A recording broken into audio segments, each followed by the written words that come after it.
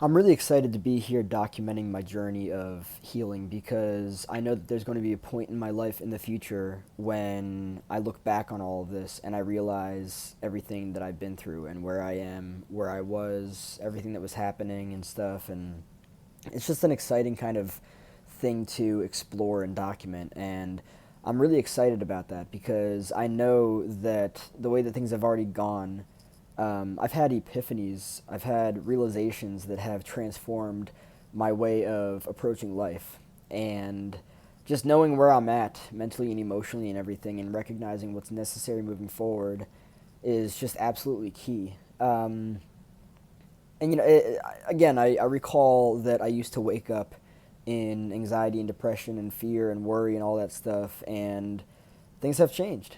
Ever since I started every single day meditating, journaling, doing yoga, exercising, cold showers, like my life has transformed, and it's just cool to see it all unfold and everything. Now at this point in my journey of healing, I'm focusing on needs and everything, right? As somebody who grew up completely, I would say self sacrificing as a result of beliefs that he learned about himself growing up.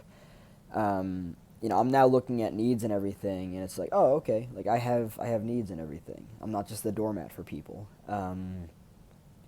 Putting myself first is important, and that's something to be catered to. That's something to be understood and actually, you know, followed through with. Like, it's so interesting. Trauma shapes you in a way that it also it shows you things about yourself that you didn't previously know. And me, I'm grateful to have been so conditioned into being, highly attuned to people's emotions because this is something that I can use as a superpower to help me out in life and everything. Um, and I'm grateful for that. I kind of wonder like what my life would have been like if it didn't kind of unfold in this way. So that's exciting to kind of explore.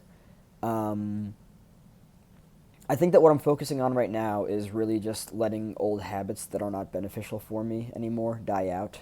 Um, I'm recognizing that on a day to day basis, my time is very important.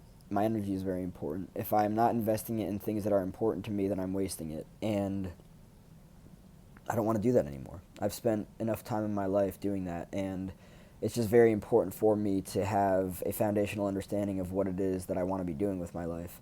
Um, so something that I've recently realized that I need to stop doing is mindlessly scrolling on social media as a result of being used to it. I don't want to live a life that I'm used to. I want to live a life that is fulfilling.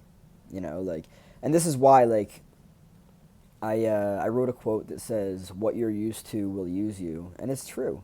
If what you're used to is, comfort has a very serious role in people's lives, and I don't think that they oftentimes enough take it into consideration. Um, Comfort is killing people. It's a it's a disease, and I mean I'm not here to argue facts regarding like the actuality of things, but comfort is consuming. It sucks you in, and then it spits you out and makes you realize that perhaps you wasted your time and energy. And so I'm trying to do the best I can to set new habits that are actually productive for me, that are actually beneficial for me, that challenge everything that I used to believe, um, because that's just the way that it is for me. I have no interest in settling in any area of my life. I want my life to be the absolute best it can be, and because of that, I'm willing to get really uncomfortable.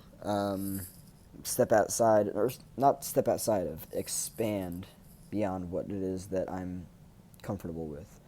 Um, so yeah, just coming here and sharing my epiphanies and insights and documenting and just I know that I'm gonna look at this a year, 2 years, 3 years down the line, and I'm just gonna be like, wow, like I was there and now I'm here, and things that I was talking about back then um, have actualized now,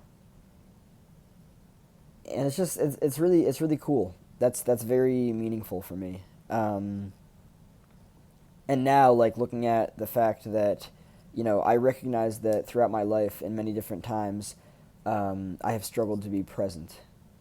I've struggled to be present, or no, here. This is how I'm going to map it all out. Throughout my life, in many different times, I have struggled to be congruent with how I feel. I've struggled to be congruent with how I feel as a result of not being present. Not being present has been a result of being dissociated. Dissociation is a disconnection between your mind and body, and just basically not being present, which is obviously why you can't be present when you're dissociated. So these are things that I've struggled with, and just recognizing that, like, that in and of itself is a massive epiphany. And to somebody it might just be like common knowledge and everything, but like looking at it and everything and realizing, like, okay, so a solution to that is to bring all of my awareness back to myself and ground myself to the best of my ability.